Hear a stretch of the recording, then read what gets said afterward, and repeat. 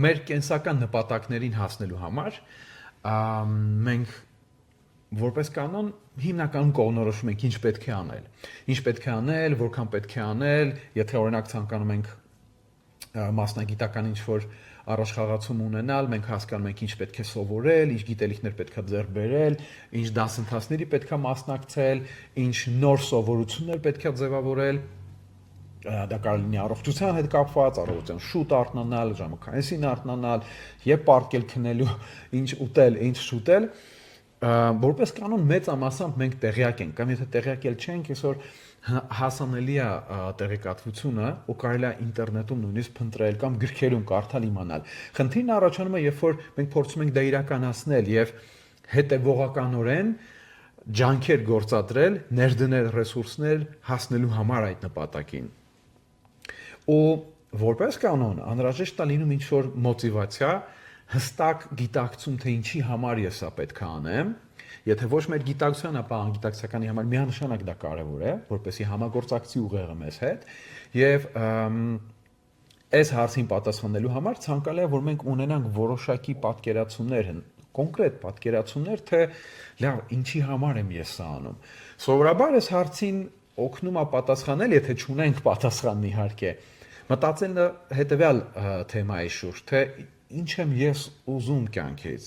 ընդհանրապես, ինչ եմ ուզում անել իմ կյանքի հետ։ Ու սա հնարավորություն է տալիս մոտավորապես մի քիչ ավելի լայն կամ ամբողջ տենց երկարությամբ, եթե կարելի է այդպես ասել, մտածել կյանքի մասին ու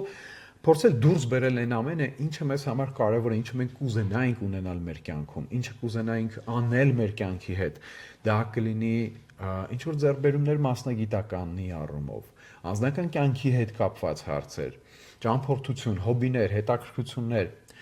բայց երբեմն սրանք էլ կարող են բավականին վերացական կամ ընդհանրական թվալ եւ որոշ մարդկանց պարագայում կարող են նույնիսկ թվան շատ փոքր ինչ-որ բաներ, որպեսզի դրանով պատասխանեն այդ հարցին, թե ինչ են ուզում կյանքից, հա, փնտրելով ավելի գլոբալ բաներ։ Այստեղ իրականում կարող է շատ ավելի օգտակար լինել հենց հակառակը, եթե մենք փորձենք ոչ թե ավելի մեծ ու գլոբալ ինչ-որ պատասխան փնտրել այս հարցին, այլ փորձենք հասկանալ,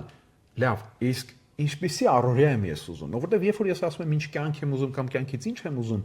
դա միանշանակ բաղկացած է ակնթարթներից։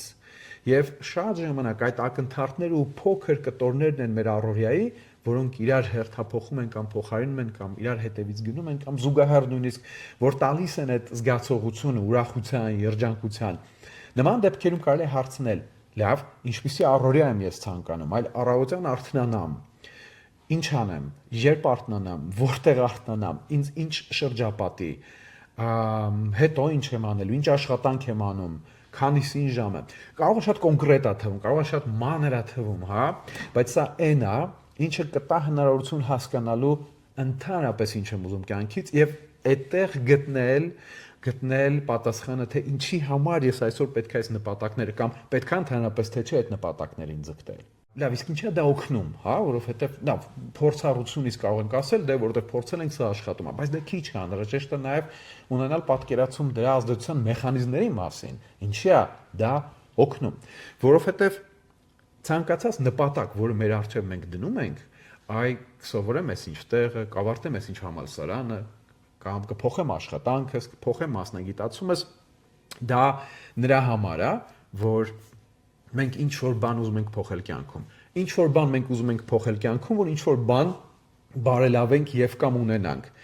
Որպես կանոն, ցանկացած բան, ինչը մենք պլանավորում ենք ունենալ կամ հասնել, դա մեզ պետք է արդեն այսօր։ Այսինքն բավականին պարզ է բանաձևը։ Այն ինչ որ մենք ուզենայինք այսօր լիներ, մենք